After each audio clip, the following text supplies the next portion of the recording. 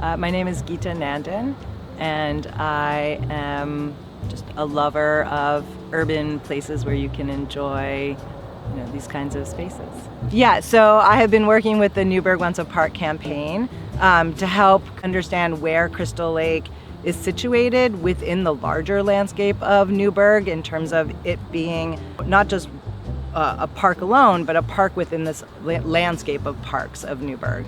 Crystal Lake is just an incredibly special place.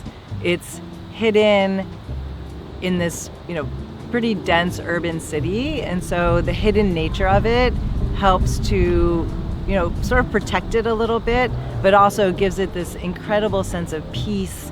It gives it, a unique sense of place, and just having the fish and the turtles and the sun and the wooded landscape and the way that the woods have really encompassed the lake makes it this very private kind of place that's I find it just to be one of the most peaceful places in Newburgh.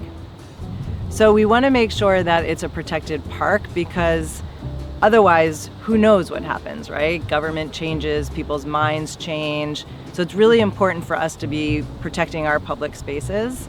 Crystal Lake is also positioned in a place where it's actually at the epicenter between where the city of Newburgh, the town of Newburgh, and the town of New Windsor meet.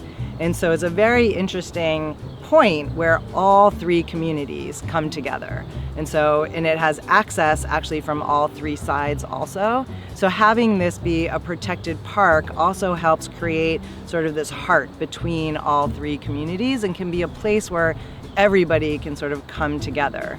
Preserving this 100-acre landscape is an incredibly valuable sort of ecological proposition for all three communities and really regionally, right? The wooded landscape, it actually stretches even beyond Crystal Lake area, and it connects all the way to the Hudson River, and it connects upland, with the Crusade Creek. And so having that connection and that making sure that this area is preserved just is really important for sort of long-term conditions in terms of climate change and cooling our planet, and making sure that there's clean air and clean water. So Crystal Lake is actually a really, really critical part of that process.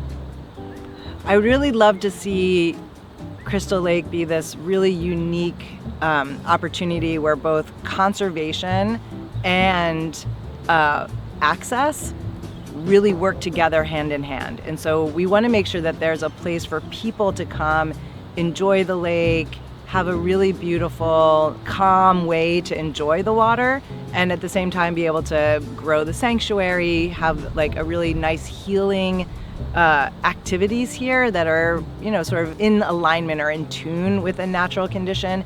And at the same time, really thinking about how can we also take this 100 acres while we're giving some access for humans, we're also building out and preserving areas where, flora and fauna and all the little creatures, also have their own habitats. So it's not just about conservation, it's not just about building a park for people, but it's thinking about how we can integrate the two and make sure that there's room for both conservation and human activity.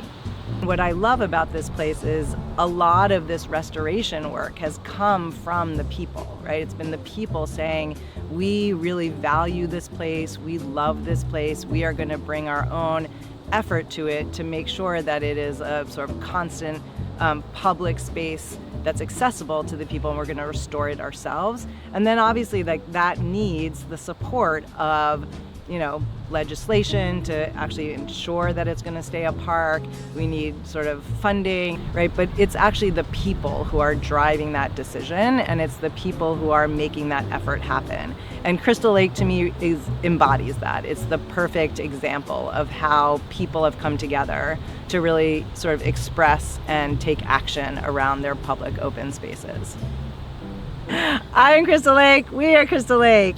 Yay!